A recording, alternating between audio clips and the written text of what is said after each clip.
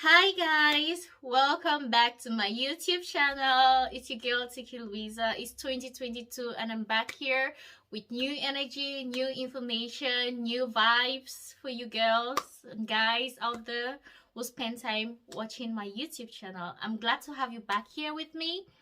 And I couldn't let the month go by without recording something. Actually, I missed you all so much. So today I'm going to be making a video to respond to a question or some questions which came under my YouTube videos on studying pharmacy in Germany and how to get admission in Germany. I'm going to put the links below, should in case you have interest in those videos or maybe haven't watched them yet. Please do watch them. They could be very helpful to you, especially if you're in the process of getting admission here in Germany as a foreign student, or if you have somebody whom you want to help with an admission process. You could get a few tips from those videos to help you along. So today I'm going to be talking about the cost of living in Germany. As an international student, when you come into Germany, you have to be able to have a blocked account, as I mentioned in one of my previous videos, or an affidavit of support from family members. As of January 2021, it was decided that if you're a foreign student and you're going to be coming to Germany for your studies, in order to show a proof that you can be able to take care of yourself, you have to have a block account to the sum of 10,000 something euros. So the exact amount, 1 minute, let me read it out. 10,332 euros. So yes, that's a lot of money.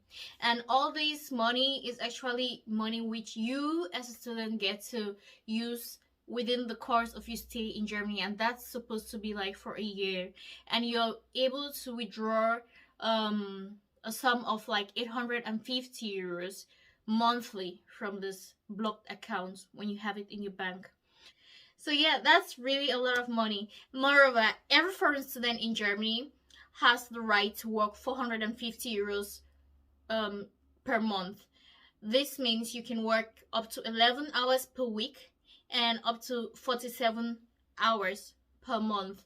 And that's fixed because if you work a little more than that, especially within the semester, you really find it hard to juggle school and work. Moreover, when you work that money, 450 euros, you don't get to pay taxes. So we all know Germany is one of the few European countries where studies are like almost free. You have no tuition fee for the most part, except maybe you're going to a private university. But why then do they want you to block up to 10,000 euros and above in your bank account? And why are you expected to work 450 euros minimum per month as a student? Well, that's because you have expenses, and that's what we're going to talk about in this video. You have the following expenses as a student. First, you have your semester ticket. Yes, there are no tuition fees, but you have to pay a semester ticket fee every semester. And that semester ticket fee could range from like 200 euros upwards. Depends on your university, the state in which you find yourself, and the semester ticket is being used to pay for like your transportation within the particular state you are in, or the particular city you are in. Most semester tickets cover the city in which you study and the neighboring cities. So if it's a very big area, say a very large city like Hamburg, you get to pay a little more when it comes to your semester ticket because it covers up the transportation fare for the whole of Hamburg, and then it's going to cover up maybe for the neighboring cities. So depending on where your university is, your semester tickets could range, as I said, from 200 euros upwards. But that comes just once every 6 months. Okay, when that's been taken care of, the next thing you want to look into is your housing. It's always advisable to get a house in a student dormitory, because the housing outside the student dormitory could be very expensive. Within the student dormitories, you have houses ranging from like 200 to 300 euros. That's a small room, usually with maybe just a toilet, and you get a shared kitchen. sometimes you could be lucky enough to get your toilet within your room, and then that could maybe go up to the price of 350 euros or about there. I don't know exactly, but the more complex your room is, the more self-contained, the more expensive. So yeah, assuming you have a basic student room, that's going to mean you have to give out like 200 to 250 euros monthly for your rents. So the next thing you're going to consider in while studying in Germany, or the next area where you're going to have to like spend your money, is obviously um your insurance. The health insurance is mandatory for every student. You can't study in Germany or live in Germany without a health insurance, and that could cost up to maybe 110 euros for your health insurance. And that's for the public health insurance. The private health insurances are more expensive. So every student must be insured in the public health insurance at least, or private, depending on if you have more money. And that could cost up to 110 euros if you're under 30. When you're above 30 years old, the amount of money you get to pay for your health insurance also increases. I don't have the exact sum in my head, but I think you could pay maybe up to 140 something euros or up to 150 euros thereabouts when you're above 30. So yes, so far we've talked about three things which you have to give out your money for. First, a semester ticket, you have your housing, and then you have the health insurance. The next thing you're going to have to give out your money for is the radio and television taxes. Yes, radio and television taxes. Every student in Germany gets to pay a radio and television taxes, yo. That's like crazy. I remember being a student and fighting my way to see how to be exempted from this, but no, everyone gets to pay this. And this costs 18 euros 36 cents. That's a lot of money for a student, assuming you have to work just 450 euros per month, and you have your health insurance, you have your housing to take care of. That's a lot of money, trust me, but well, it's mandatory, something which every student in Germany needs to do. If you live in a WG, that's like a shared room with other people, then it's easier on you because you get to share the sum of money between the number of people living within that house. But if you're living in a single room alone, then you have to bear the cost alone. Sorry guys, that's one thing about Germany, or life here in Germany, which I really didn't like, but we just have to deal with it.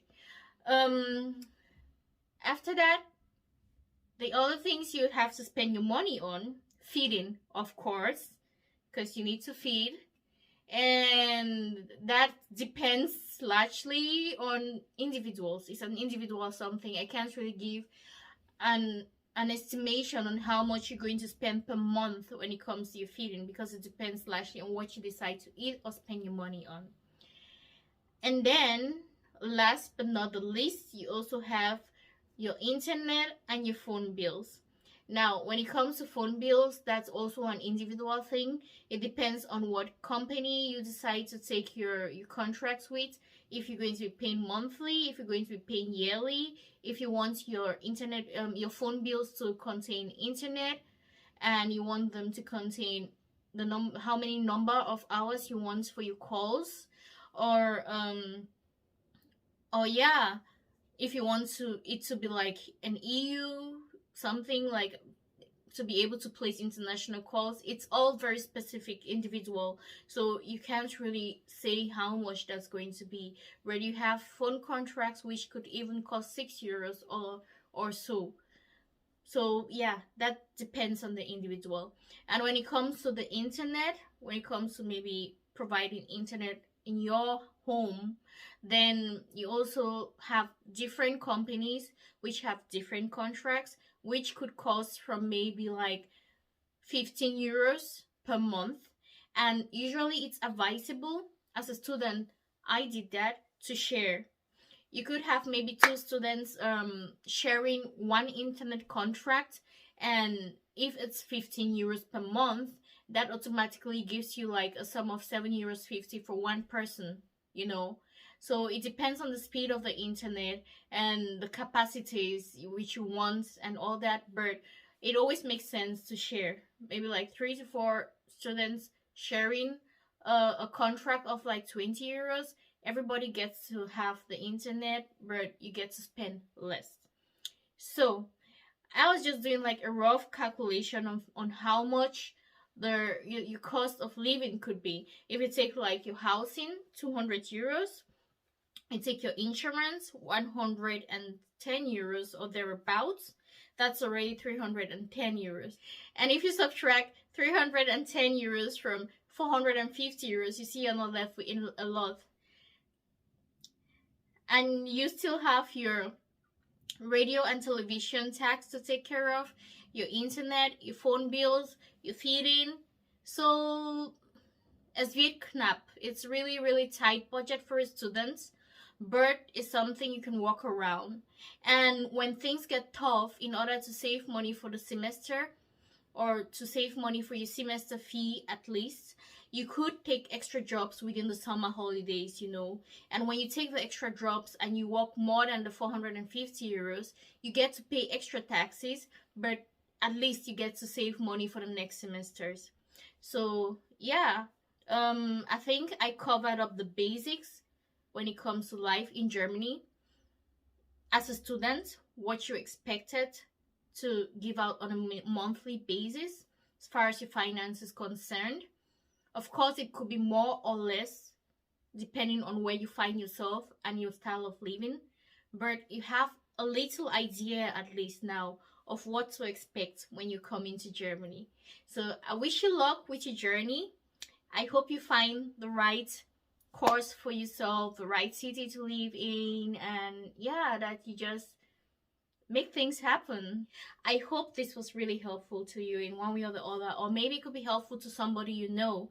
Feel free to check around my YouTube channel to see if you find any other thing which catches your interest. I make videos on cooking. I love cooking. I sing, I entertain as well, and of course such educational videos like this, informative videos.